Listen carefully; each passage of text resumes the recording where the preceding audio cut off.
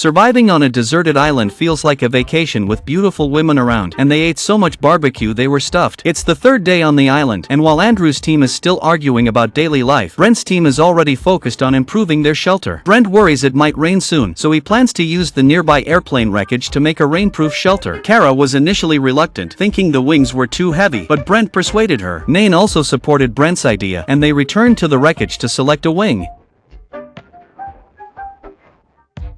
The aluminum material of these wings is quite thin, making it easy for two people to lift. However, as soon as Nain lifts it, he feels pain in his shoulder. Brent immediately starts complaining, saying a grown man should not act so weak. Kara, hearing this, looks helpless and says, "Everybody wants to be better, and everybody says it hurts. Everyone has their own role in the group, not my style. Let's all know you're going to start."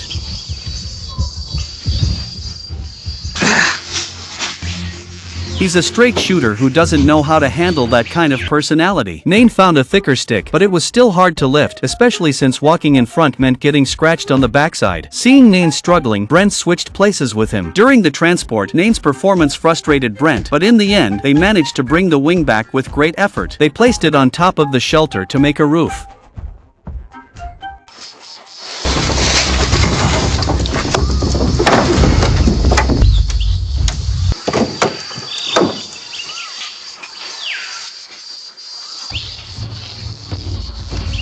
Now we have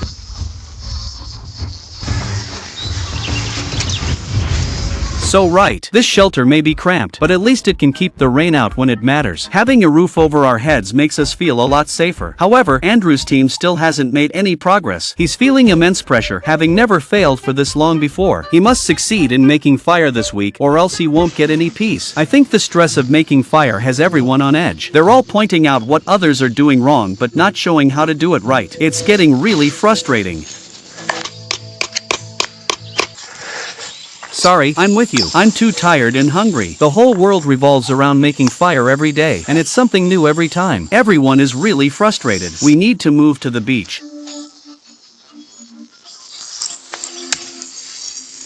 On the fifth day, Justin's team is in the mangrove area. Candace mentioned she slept well last night. The termite nest really does repel mosquitoes. Cheryl suggested fishing since it's low tide and their spot is ideal. They plan to use leftover pelican heads from yesterday as bait, placing them in the water to trap fish and crabs when the tide goes out. The plan seems good, but after one night, the bait was full of maggots. The two girls handled the stinky bait, tying the pelican heads to the water tank.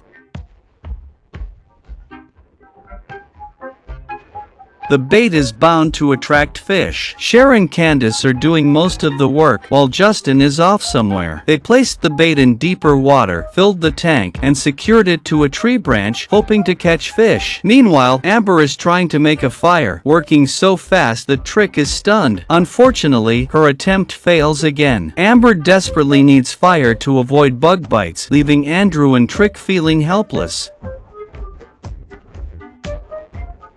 Drew and Trick are also feeling helpless. Trick's area is very damp, and moving would be the best option. Amber is the first to agree, but Andrew disagrees. He thinks moving is a waste of energy because, in a previous season, he had to quit the competition due to moving. Now he has a psychological block about it. But Amber insists that Andrew move. Only by finding a dry place can they successfully make fire. Trick also really wants to move. After some discussion, they decide to head north to higher latitudes to find a dry spot. It's just that we need fire because we don't have fire. I feel like my skin.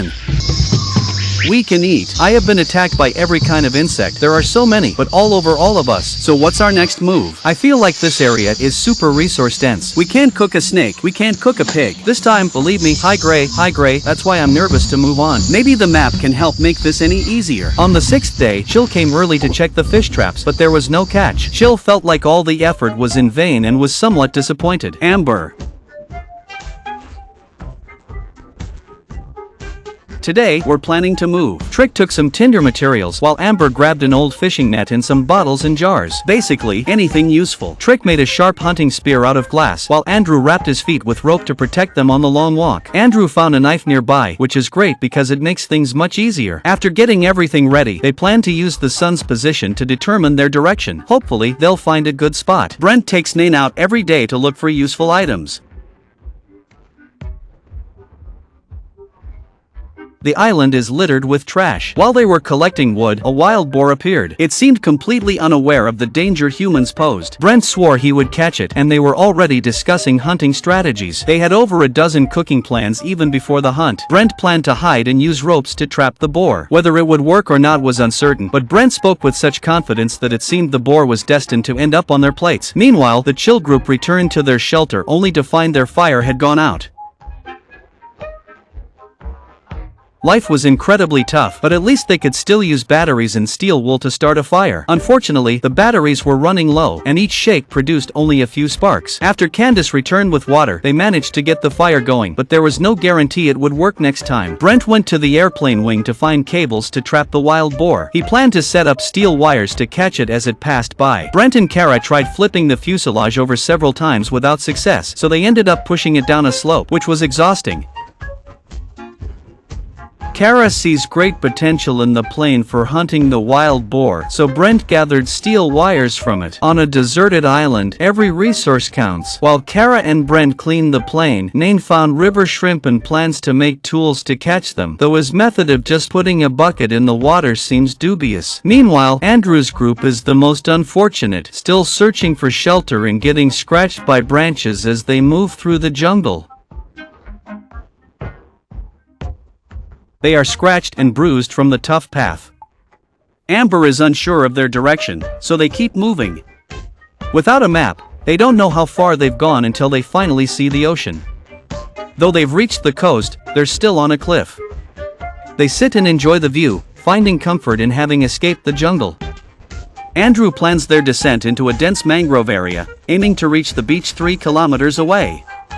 The midday sun is harsh, so finding shelter is crucial. A place for everyone to shelter. Trick spotted a puddle and thought it was fresh water, but it was flowing towards the sea. They reached the beach, and the tide had receded. With a fishing net, they could gather plenty of seafood. The shore had many tall coconut trees. They decided to build their shelter there and plan their living arrangements tomorrow. Later, Nain arrived at the creek. Checking his shrimp traps, he found that he had caught quite a few river shrimp, which made him very confident. Although it wasn't a huge amount, it was enough to cook a pot of fresh shrimp porridge for the night. Brent's group could survive for 21 days with the food from the creek, and if they managed to catch a wild boar, they would definitely be the top contenders. Brent skewered the river shrimp and roasted them over the fire. The simple method produced a gourmet meal that made their mouths water. Despite the delicious shrimp, Brent still wanted to hunt a pig. Andrew's team aimed to use the remaining time to start a fire. Will they manage to get it going? Stay tuned for the next video update.